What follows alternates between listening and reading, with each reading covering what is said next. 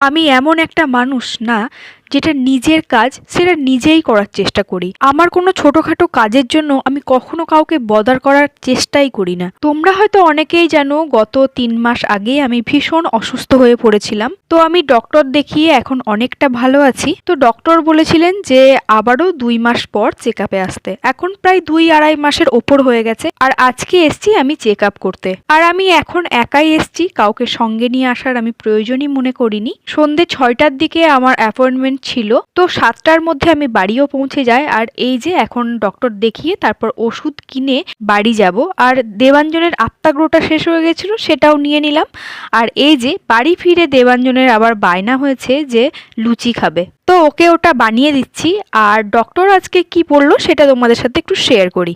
দেখো, আমার main problem ছিল জিভে। তো উনি এখন আমাকে দেখে বললেন আপনি কমপ্লিটলি এখন সুস্থ, কোনো রকম সমস্যা নেই।